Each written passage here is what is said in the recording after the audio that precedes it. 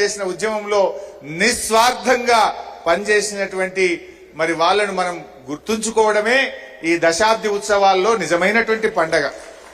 మన సిద్దిపేట జేఏసీ మిత్రులను కూడా పిలుచుకున్నాం.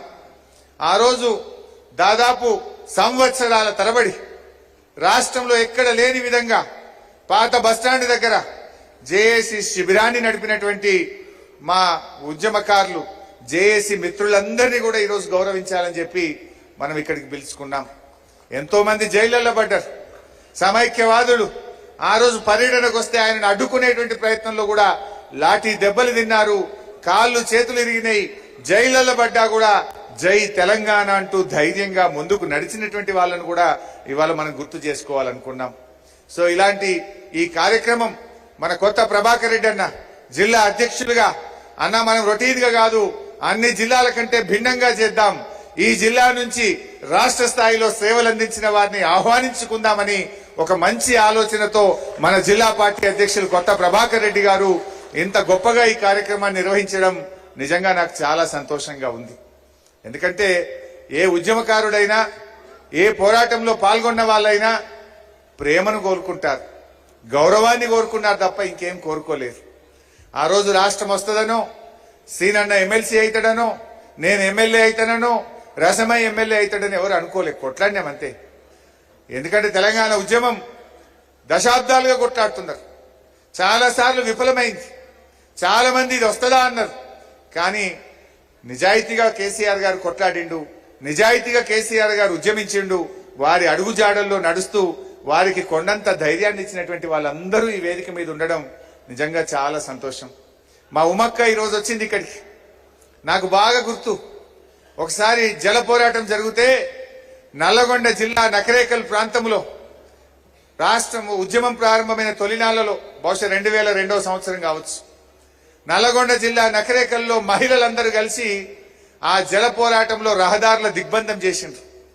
అది విజయవాడ జాతీయ రహదారి. మహిళలు జల దిగ్బంధం చేస్తే అప్పటి సమైక్యాంధ్ర ప్రభుత్వం వాటర్ క్యాన్లతో కొట్టిండ్రు, ముళ్ళ కంచెలు పెట్టిండ్రు. మహిళలని చూడకుండా లాఠీ చార్జ్ చేస్తే ఆ రోజు ఆ ఉద్యమాన్ని లీడ్ చేసింది మన తుల ఉమక్క. ఆ రోజు ఆ నల్లగొండలో జరిగిన పోరాటంలో 100 బస్సులు అద్దాలు వలిగిపోయినాయి. జాతీయ రహదారి మొత్తం ఆగమాగమైపోయింది. గంటల తరబడి విజయవాడ రహదారి దిగ్బంధం అయిపోయింది. అసలు రక్తసిక్తమైంది. అయినా భయపడకుండా ఆ రోజు పోరాటంలో ఒక మహిళా నేతగా మా తుల ఉమక్క నేతృత్వంలో ఆ రోజు రాష్ట్ర మహిళా అధ్యక్షురాలు ఉమక్క, తన నేతృత్వంలో నల్లగొండలో జరిగిన పోరాటం ఒక మహా అద్భుతం.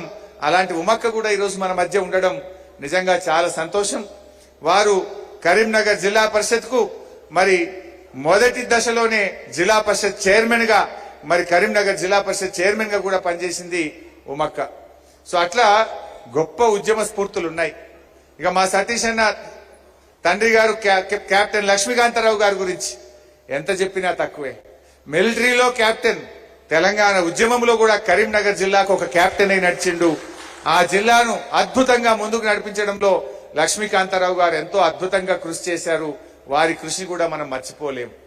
ఇట్లా ఈ జిల్లా నుంచి ఎంతో మంది ఉన్నారు.